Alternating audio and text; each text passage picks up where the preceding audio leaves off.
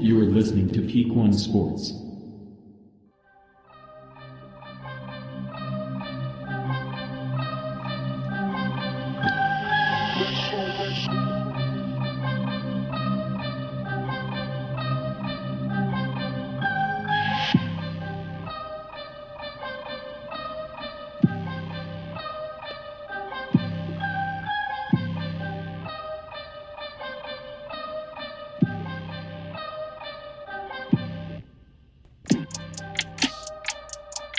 Happy Saturday and welcome to this episode of the Leadoff here at Peak One Sports. I am Ashton.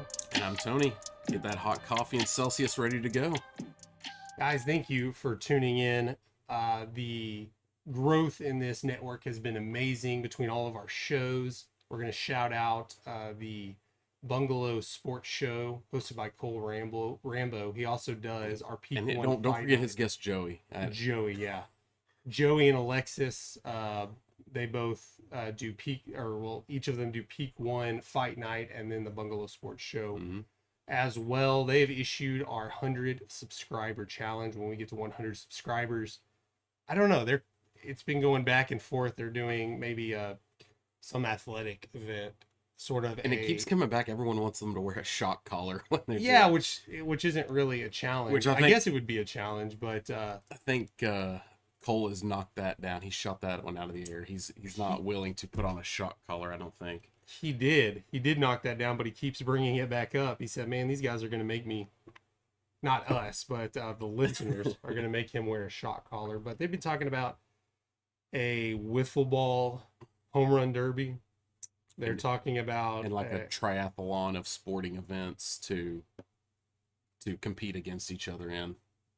Yeah, it's going to be a lot of fun. If we can be any assistance or do the challenge ourselves, we are interested in that too. So yeah, go ahead. Make sure you subscribe to our page.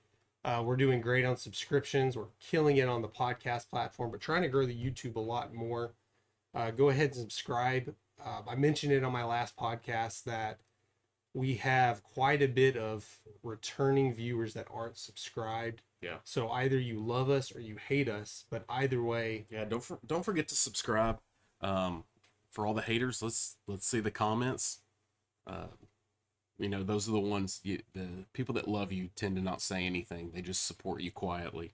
So let's make sure we get some of that support. Hit the bell icon so that you get notified every time when we go live, as well as when new shows are posted on the network. Speaking of new shows, before we get on to this, a quick announcement. We already announced it yesterday on social media. I know you are a guest host on the next Bungalow Sports Show. Yep.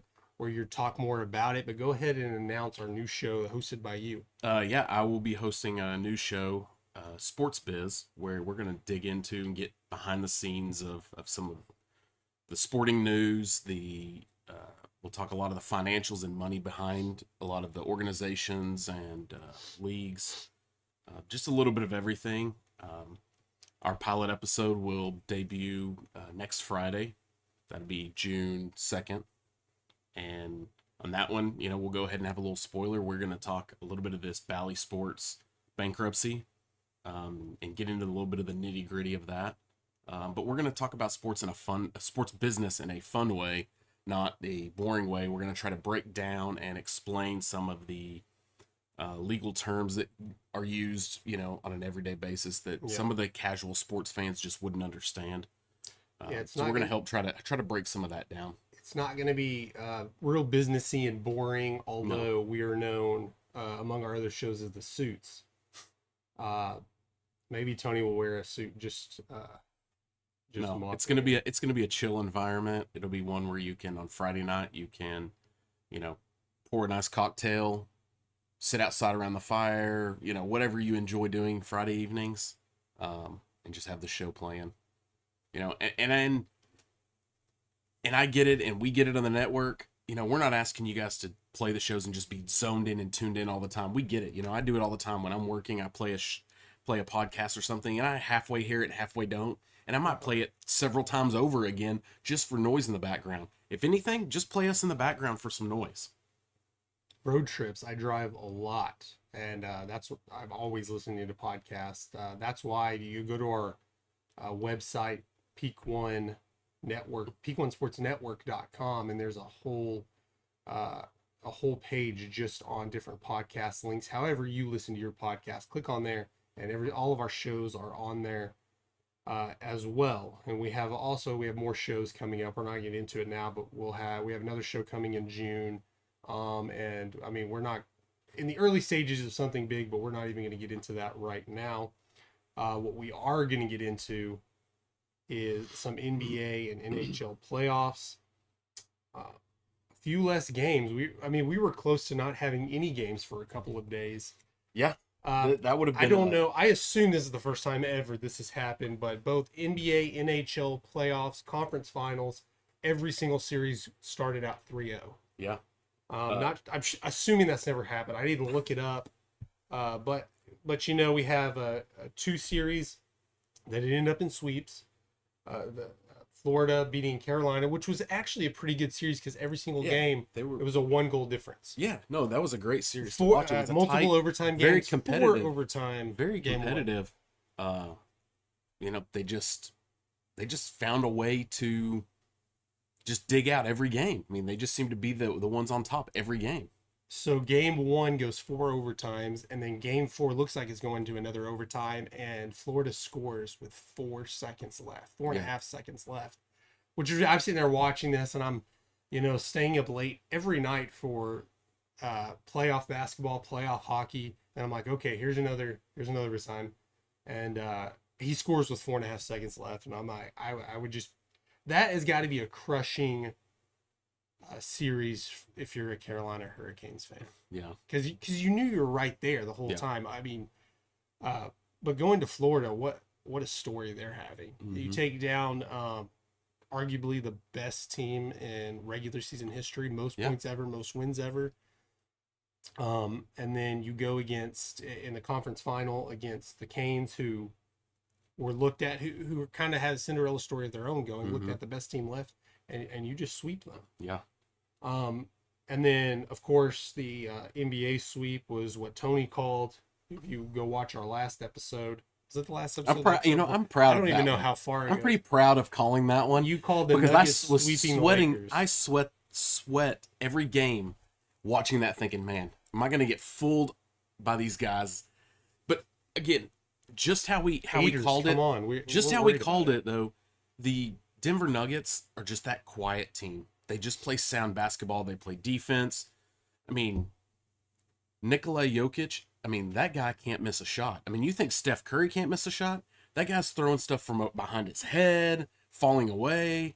I mean, it just goes in. Every shot he throws kind up of goes reminds in. me. His game doesn't remind me, but a lot of shots reminded me of like Dirk Nowitzki's game. Yeah. He had those falling back. You just Saturday Night Live, I think, called it the dying quail shot. But no, that's, what's interesting. I don't even remember how long ago this was. It seems like it's so long, but I forgot that it involved these two teams. But his brothers are kind of in his home country, mob type. I don't know the whole thing, but weird stuff going on there. But that whole issue with him hitting, that was Jimmy Butler in the Miami Heat. Yeah. In a game, it wasn't even this year, was it? Was it this year? Last I year? don't remember. It was a while ago, but yeah. That's going to be a pretty good matchup if that ends up being the finals matchup. Well, going back to this Lakers Nuggets, the actual series they played, that final game, they're going down. Their season's on the line. They were down 13 at the half. The Nuggets were. LeBron James went on a tear. I don't remember if he had 30 or over 30 points in the first half. He came out in the second half and was very quiet. Yeah. There were several possessions that the ball never even went through LeBron. And how do you do that when you go from the first half and you come into the second half and then you almost become non-existent, and then he tries to come in at the end of the game, missed a few shots, couldn't pull it off? That's got to be heartbreaking, not just for a Lakers fan, but for a LeBron fan, to see that he just didn't come back in that second half and take over that series and keep that 13-point lead. Yeah. And a lot of people, again, I'm not a LeBron hater. I think MJ is the GOAT. I don't try to compare eras, but a lot of people are saying that that's what the difference is in LeBron and MJ, is that he couldn't even get it done in one more game to keep it. They had the lead. Yeah. It was surely going to a game 5, but he can't hold it, and the Nuggets come back. Yeah. And sweep the Lakers. And now there's, some rumor that LeBron may be contemplating retirement after this. It's hard to tell. Emotions right after Yeah. a series like that. I couldn't blame him in this situation right now. As we've talked about in the NBA, it's hard to win alone. Yeah. You need some support around you, and not necessarily this big three support, these super team. You need some solid guys around you that are going to help play some defense, that are going to help facilitate your game. And that's what LeBron needs, are guys that help him spread the floor. Mm-hmm. And not, you could see the way the defenses were being played against him, that they could almost have two guys on him in a stacked, depth, where you had one directly on him and one that was trailing back, because there was just not much threat from anyone else on the offensive side outside of AD. And, maybe he's going to get a board and throw one down, but any perimeter offense everywhere. wasn't going to be there for them. Yeah, AD was either going to score 30 or 5. Yeah. It was just hit and miss. He was getting a lot of blocks, a lot of good defense, and a lot of rebounds, but on the scoring end, he was very inconsistent. What you really can take away from that series, though, is what Denver did, and you mentioned this about Jokic, is the physicality that Denver played with. The Lakers didn't want anything to do with that physicality. They've been known as probably one of the teams to flop the most and, kind of be a soft team. LeBron, for his stature, he's been a relatively soft player through his career. Yeah. Why does a guy half his size knock him to the ground? Like, I would take a blocking foul, to make sure that guy was picking himself up. A lot of it may just be how you play the game. It's if you want to call it kind of like a chess game. If you're going to get that call, it's not about honoring the game. It's which that sounds really bad. I'm not trying to knock LeBron for this, anyways. But he said, well, if I can get that foul, why not? Very flamboyant with it and dramatic. Speaking of which, there's actually a possible rule change where they can look at flopping as a penalty and possibly a technical foul. Yeah, I'm good with that. They're looking at trying it out in Summer League. And it's funny, when we posted that on the Peak One Sports social media, go follow us at Peak One Sports.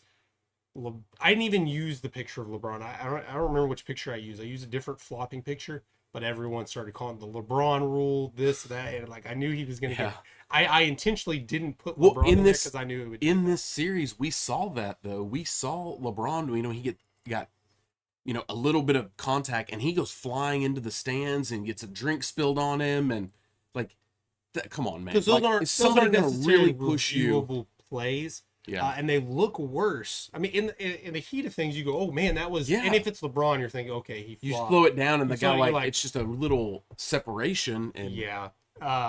Which of course, what do the players care? You can't go back and review that, but now you can review that, which I'm all for. I would think refs would be more into this rather than trying to get fooled. Yeah. Hey, you fooled me, and they can see it right after they know. In the heat of, to give refs, umpires, everything, there's a lot a break. Going on. There's a lot right in their the heat of the focus moment. may not be on that duo. They may be looking at something else, and they, out of the corner of their eye, they just see a 250-pound Even man looking at it, if you're by. staring at there, I don't care how much of a LeBron hater or I sound like a LeBron lover today. I don't care what kind of if it's your team or not your team it's happening to. You're not able to call a flop right when it happens. You may think, I think that might have been a flop. Yeah. But you get the benefit of not having to voice your opinion or make your call before you can see the replay. Yeah. How many on Facebook are saying, what a terrible call, after you see the slow-mo replay? Mm-hmm. You're not posting that right before you see the replay. So give the refs a break. But I think this is a good move to be able to review, just to get the call right. I know people hate adding more reviews, slowing down the game, because I think it is slowed down. They review everything now when you can challenge different calls.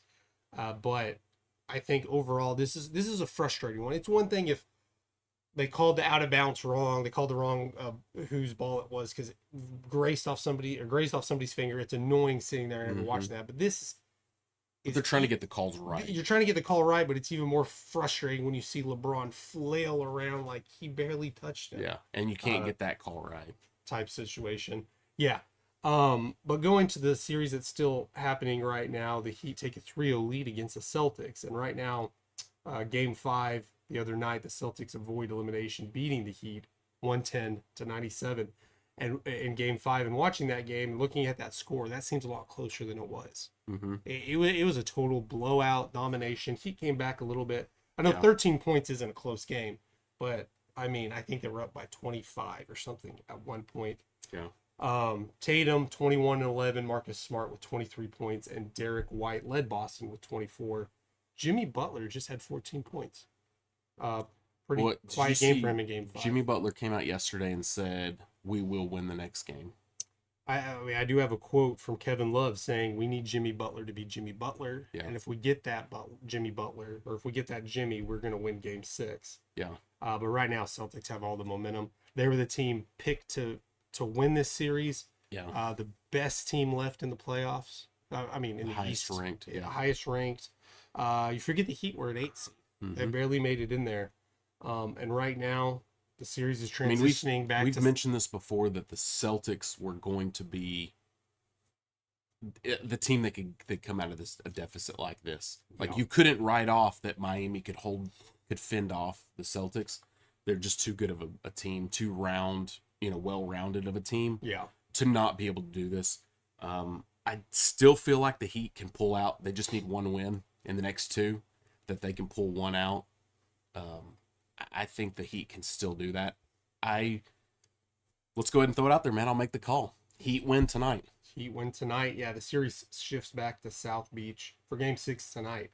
That will be the Peak One Sports Saturday prop, brought to you by Betalytics. So go ahead and follow us on social media to get that information later on today.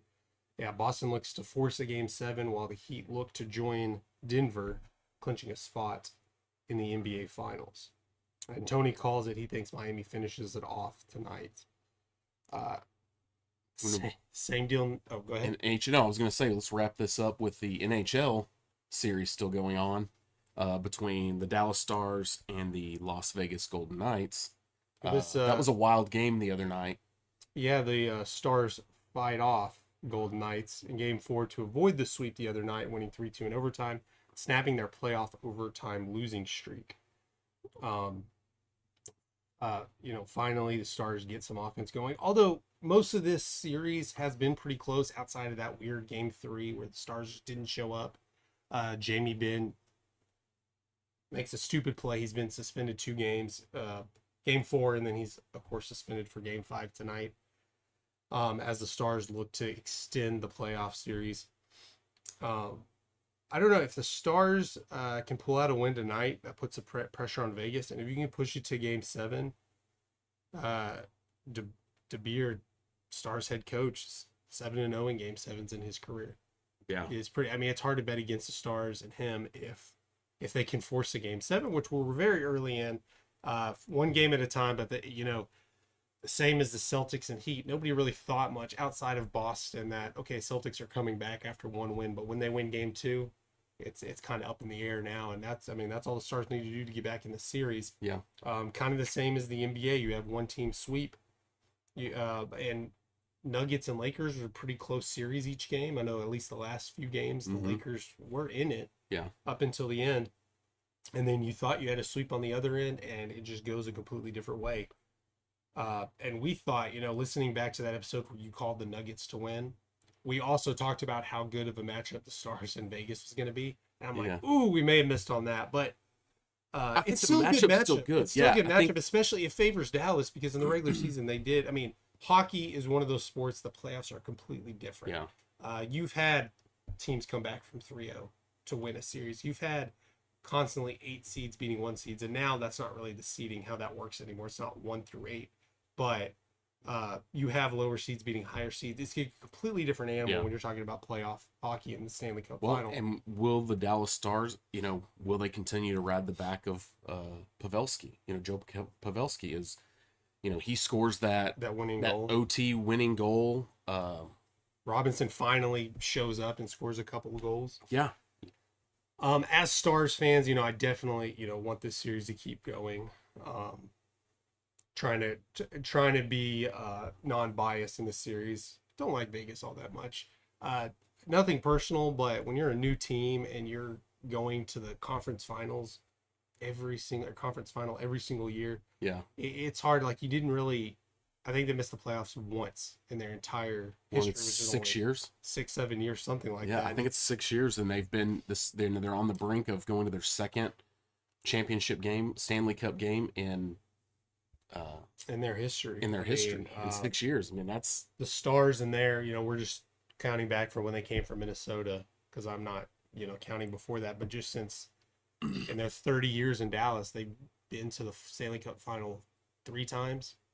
Last time in 2020 in the bubble, so they're going for their 4th.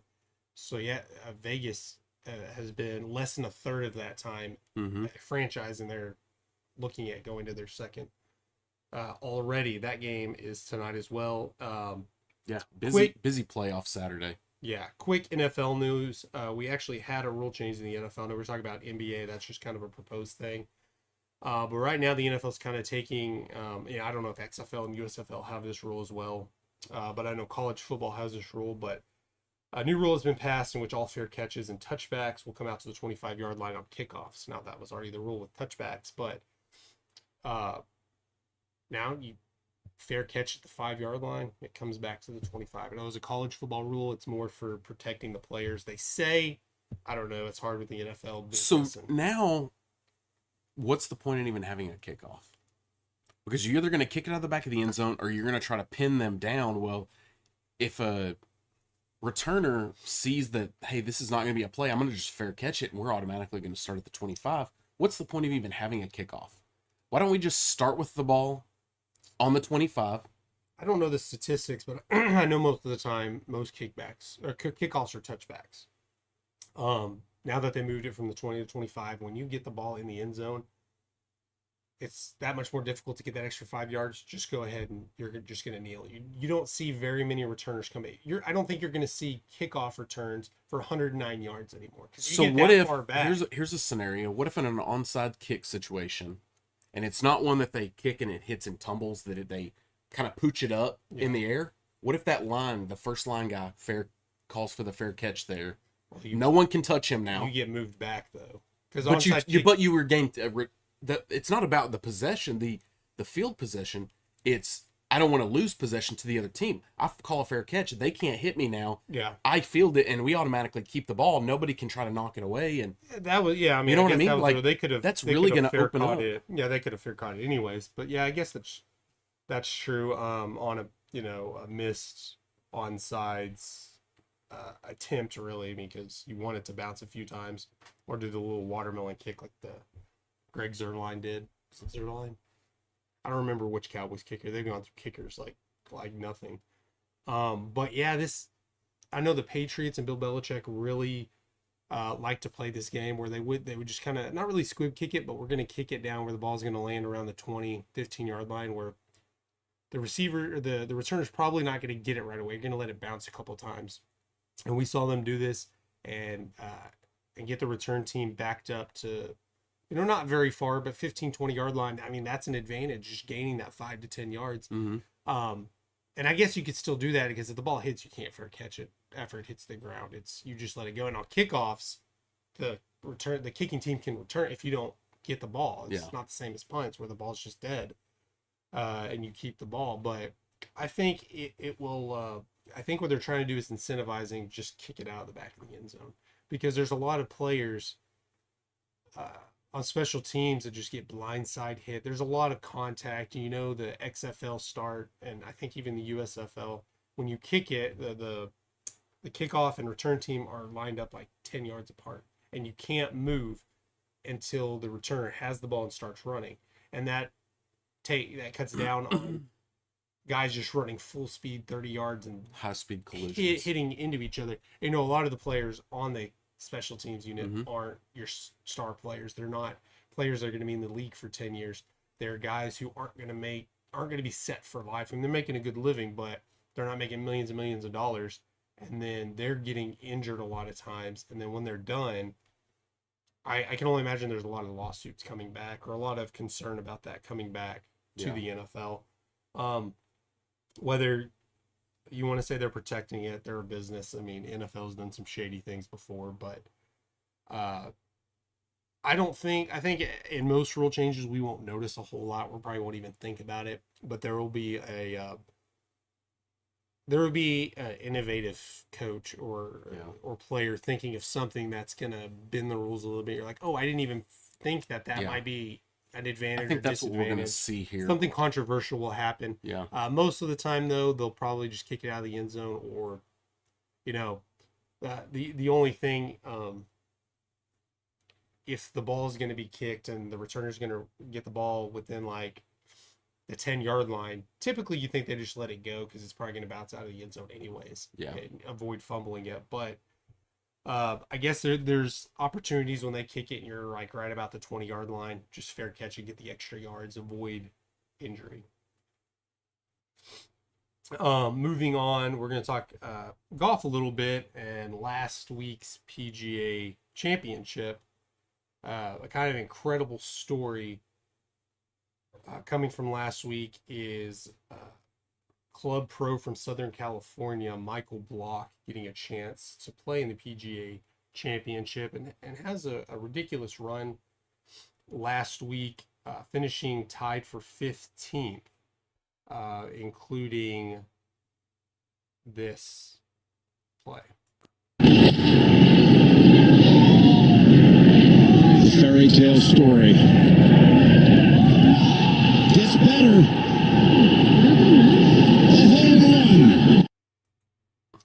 A hole in one there on a par 3. He finished, I think, 1 over for the tournament, but the way he finished, he was able to qualify to play next year's PGA Championship if that's what he chooses to do. But this story blew up, and he finished in the top 15. He finished tied for 15th, yeah.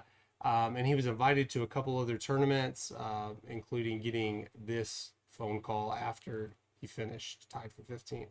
Don't tell me what you're going to tell me, because if you tell me, I'm going to start crying right now, man.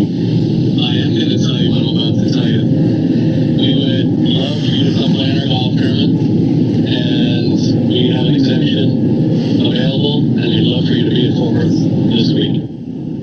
Yeah, so he was invited to play in the Colonial this week. It was actually the final exemption that they had. He was invited. Unfortunately, he did not make the cut.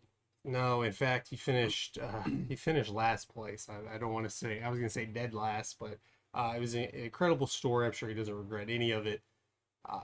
Had a real rough first round. Second round rebounded it a little bit. Had a decent second round. I say decent like I don't shoot double these scores every time I play golf. But yeah, the Charles Schwab Challenge at the Colonial in Fort Worth. Missing the cut. Round 3 starts today, and Harry Hall is your leader at 12 under. Colonial's not one of the bigger tournaments, but it's one of a lot of favorite tournaments for some of the golfers. Yeah. But it's always a rough time being the week after a major championship because, everyone's playing in the major championship if they can help it. And then usually they'll take the next week off or the week before because you had, here in the DFW area, you had the Byron Nelson and the Colonial, which are usually back-to-back weeks. They sandwich the PGA Championship. So yeah, there was a lot of missed opportunities in both of those golf tournaments to have real big stars. Yeah, and like you said, the Colonial doesn't ever typically bring in the big stars. I mean, somebody like I can always remember in the past, Tiger would never play in this event in the Colonial. You typically you'd see Phil Mickelson would play, but not as many of the bigger stars have played traditionally in this tournament. Well, the Colonial Golf Club, it's a different kind of course where if you just bomb drives down the fairway, it's not going to benefit you near as much. It's more of a type of chess game. And actually, as soon as the tournament's done this weekend, they're closing it down for a while to do major renovations and change up that course. So it's going to be pretty interesting to see that next year. Yeah. As I mentioned before, Heat Celtics Game 6 is our Peak 1 Saturday prop bet. Brought to you by Betalytics. The Betalytics dashboard allows you to quickly identify the top graded best bets and hottest trends. Go to betalytics.com to start betting smarter today. Now we're going to transition into the thread. This week's brought to you by Apogee Graphics as we continue our countdown on our favorite MLB uniforms. Yeah, let's introduce it for those who are watching who maybe haven't kept up with this. This is growing a lot of momentum, talking about it at other shows, one of their favorite segments. Tony and I, without looking at each other's picks, which is going to be pretty interesting to hear one of these picks, that we take every MLB team, pick the best uniform that they have, past, present, future, or I guess it could be future. I guess some of them future if they haven't worn them yet. Mm-hmm. Whatever you want to do, and then we rank them. And today we are doing 15, 14, and 13. And so this puts every era of uniforms against each other in one. This is not any certain era. It's whatever our choice for the best, the most liked by us for each organization. Yeah, go ahead and drop in our comments and tell us what you think. Tell us what your favorites are. Any team, but especially these 3, or I guess 6 different uniforms we're going to tell. Not technically 6 teams. Tell us what you think. And here is 15 on our. We're getting into the top 15 now. Yeah, I have the Twins. One of their alternates, which I don't even think they really wear anymore. But it has that TC, that Twin Cities, which I talked about, baseball. Mm-hmm. It may be overused, but I like the logo when you have multiple letters, whether it's in your city or I guess the Colorado Rockies do it with CR. Yeah. You just intertwine and overlap letters, and I like it. I'm always a big fan of the alternate home uniform with the colored jersey, not just white, and then white pants, and especially with the dark blue. I think dark blue and red, as with the Boston Red Sox and other teams, is Braves, a great color scheme. Braves, Rangers to some extent. Sometimes. Yeah, and the red always seems to look nice and pop really well in these. Solid pick. Mine, I'm kind of excited about this week's picks, coming up on some of my favorite teams. As you know, we're local to the DFW area. The Texas Rangers, which are on fire right now. 3rd best record in the league. Yeah, and I think leading the league in runs scored. Yep. Just pulled off a huge win last night. Against 12-2 win over the the Orioles team. Yeah, who were actually debuting their City Connects. Yep. The Orioles were. Yeah. And but back to the Rangers. I like this look. This is a newer uniform that they used last year, and it has that retro styling, that retro waistband, and the band around the sleeves, and that kind of retro font that they've used in the past. I like when the Rangers use the blue cap with the red bill. You have that, and you see that in the 70s, helmet here. 80s style waistband with a different, kind of makes me think like Nolan Ryan should be wearing this. That's the vibe I get. Yeah. The Rangers were tough for me because we've seen so many, and seeing them day to day, following the team and being a fan. We've noticed more uniform. Like my favorite pick were the sleeveless ones. They only wore 1 or 2 years that most people may never even remember. Yeah. I had a hard time after I had made this pick, and then they debuted their City Connects. I like the history. The City Connects of the Rangers got a lot of heat. Yeah. I tend to like it just for the history and some of the pieces on the uniform that actually make the history of the organization. And the way the top looked in that, I really liked. Now the cream top with the dark pants was kind of weird, but I like the logo where it was TX and an R. Yeah. For Texas, right? But the way they did that. It was good. This is probably one of my favorite since they've come out. When these debuted, I was really happy with these. This next one was completely unplanned, but we have rival head-to-head our Milwaukee Brewers. I don't know if we've had one yet, have we? No, not. And luckily, we haven't really. There's going to be picked the same uniform. Yeah, there's going to be a couple that end up being the same, but I don't think they're going to be the same pick. I don't know. I don't see your picks, although they're available to me, until I'm putting them here in the system. Yeah. But yeah, mine I like because like you typically don't see gray pants with your dark jersey. Sometimes you see it, but most of the time it's just all gray. We're not trying to be creative with the away uniforms. Yeah. And it's hard to tell here, but you know, it's obviously an alternate uniform. I don't know what if this is from a certain era or just that we just have these alternate whatever year that was, but it's a different uniform that you don't see them wear a lot. Yeah, I really like when they use this, you know, if you can see on the logo on the hat that, you know, it looks it's a baseball glove, but you can see the top, the fingers of that is an M, and then the B. If you go to peak1sportsnetwork.com, look at our MLB standings, that's the logo we use. Yeah, so you can see the M and the B in that logo, which I think is really cool. One of my favorite logos in all of baseball. Yeah. Again, here's my pick. They use these powder blues, which really fit well with this dark blue and yellow, or gold. Yeah, they're one of the teams that the powder blues just look natural on them. It doesn't look like alternate uniforms. I said them, the Royals, and oddly enough, we talked about the Phillies are one of those teams just you don't even think about like, oh, they're wearing powder blues. It just kind of seems natural. Yeah. Yeah, it's funny that we both pick these and very similar stylings because they've had a lot of different looks over the years. Yeah, this picture's hard to tell, but I've I've told y'all a big fan of being creative with the hat. The hat's not all just one color. It's not the same color as the jersey on yours, not mine, obviously. But it's yellow on the front, and then it's different color. I guess it's powder blue on the bill, and then maybe powder blue or dark blue on the back. It's hard to tell with this picture if you're watching us on YouTube. But I'm always a fan of being more creative without overdoing it, as some may do. Probably not going to see a lot of overdoing uniforms on here because these are our favorite uniforms, and I think we have pretty good taste. Jumping to number 13, getting closer to the top 10. I like yours. I like yours. Let's start with yours. Yeah, growing up, a huge Cincinnati Reds fan. King Griffey Jr. I see King Griffey Jr. wearing this. And here we've got Barry Larkin, but this was very. A lot of times I don't like when teams try to do the black. I'm a fan of the black, but a lot of teams just don't do it right.